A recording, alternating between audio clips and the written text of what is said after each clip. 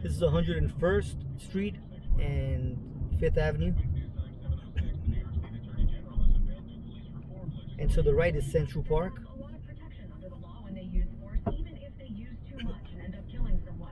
Attorney General James says a new bill would limit that protection. It will mandate that an officer only use deadly force when they truly believe it is necessary, and that a reasonable person in the same position would also hold that belief. She says it codifies what's already in the NYPD patrol guide. The mother of Eric Garner, Gwen Carr, says her son would be alive if the officer who put him in a chokehold had followed existing protocol, but he was never indicted. We all saw the video, so we know that it was excessive force that was used. The bill would also create accountability by establishing penalties for force considered grossly in excess of what is necessary if somebody dies as a result or is seriously injured. Sonia Rincon, 1010 wins at the Attorney General's office in Lower Manhattan. PDA President Pat Lynch says violent criminals certainly aren't hesitating to use force against police officers or our communities. And if the bill's passed, more cops and more regular New Yorkers are going to get hurt. The NYPD just issued a statement defending their policies they say are validated by the steady declines in use of force and complaints against officers. They will study the legislation but urge mindfulness on the part of lawmakers regarding the safety of police officers who go in harm's way for the public we serve every day. End of quote. Meanwhile, an effort for national police reform legislation is not likely to meet President Biden's target of being passed by the May 25th anniversary of the death of George Floyd. White House Press Secretary Jen Psaki says it is not a defeat. The negotiators, by all accounts, are continuing to make progress. They're continuing to have good discussions, and that is a positive sign.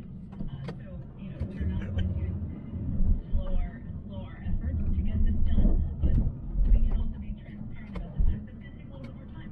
House Democrats passed the George Floyd Justice Bill and Policing Act in March, but a similar bill has not passed. Let's turn it here. A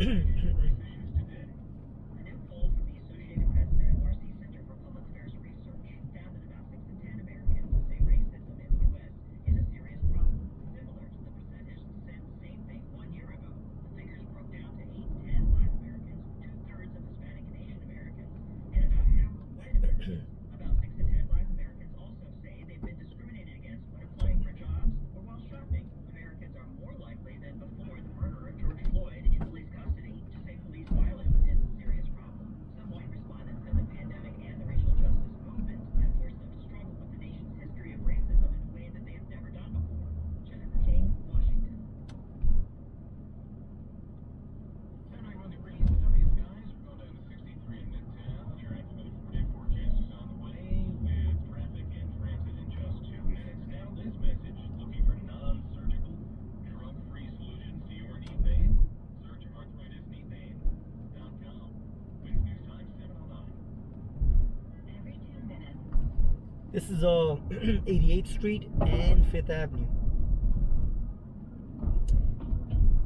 And right now the time is 7:10, right?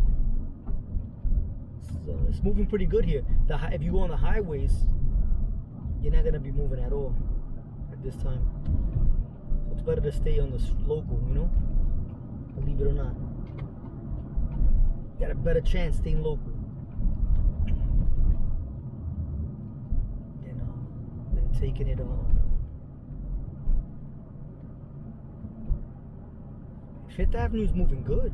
You would figure that it'll be congested, but everybody's on 1st Avenue, 2nd Avenue, and then they're closer to the highway, the congestion.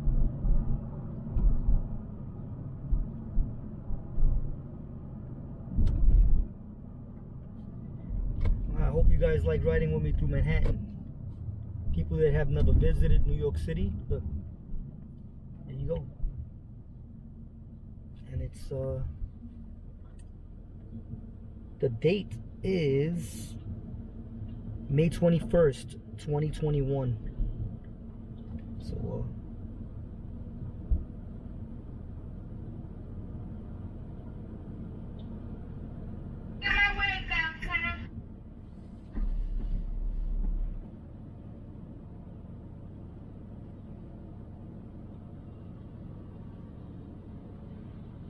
and let's put a 10-10 wins again for you guys so you can listen to the news. 142.21, the 10 wins. I can't put music on, so I put this on. You know, you put music and right away YouTube takes it down.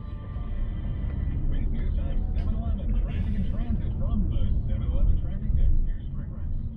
Now getting uptown, getting harder and harder on the east side of town. Northbound FDR Drive, we've got a breakdown right before the Queensboro Bridge. That'll block at least one lane. The right lane. I knew it. Down from right around the Midtown Tunnel. Southbound slows down at the Gracie Mansion area and then more coming in past Waterside. So here's the I knew it. FDR Drive is always congested.